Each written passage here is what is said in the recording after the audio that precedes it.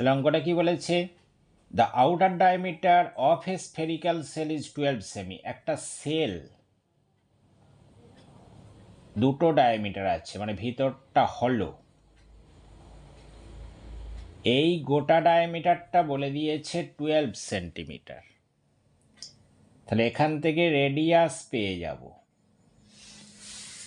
আর inner diameter যেটা small D সেটা বলে দিয়েছে 8 সেন্টিমিটার। তাহলে এখান থেকে রেডিয়াসগুলো আমি পেয়ে যাব। তাহলে outer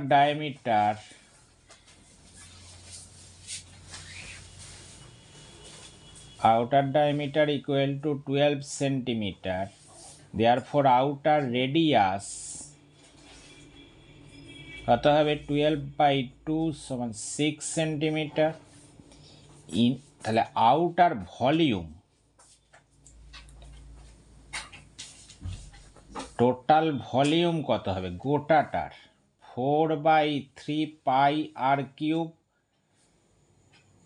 equal to 4/3 into pi into r এর ভ্যালু হচ্ছে 6 কিউবিক সেন্টিমিটার।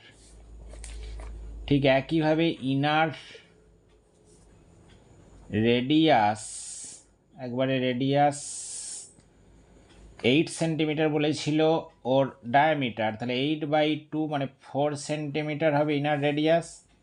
তাহলে ইনার ভলিউম কত হবে,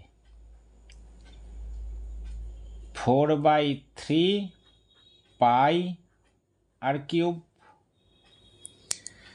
4/3 পাই আর কিউব সমান 4/3 ইন্টু পাই ইন্টু আর এর ভ্যালু হচ্ছে 4, এত কিউবিক সেন্টিমিটার। তাহলে এইখানে কতটা মেটাল আছে, তাহলে এই আউটার ভলিউম থেকে ইনার ভলিউমটা বাদ সাবট্রাক্ট করে দিলেই হয়ে যাবে আমার। তাহলে therefore volume of metal in the sell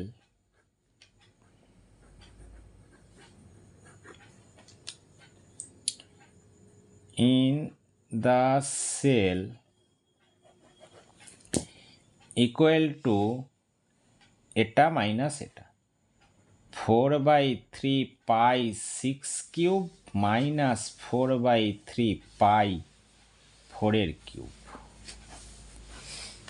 এত কিউবিক সেন্টিমিটার। এবার 4/3 পাইটাকে আগে বাইরে বার করে নিই, তাহলে 6 কিউব মাইনাস 4 কিউব,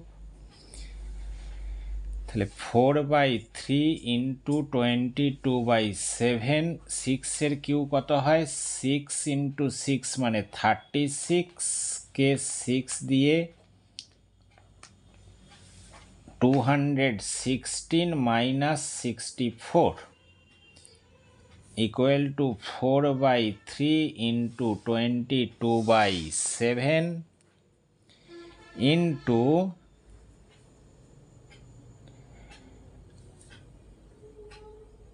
152, এত সেমি কিউব বা কিউবিক সেন্টিমিটার।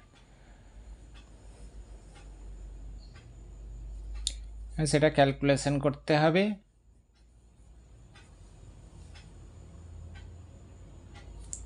যেটা হবে সেটাই অ্যান্সার।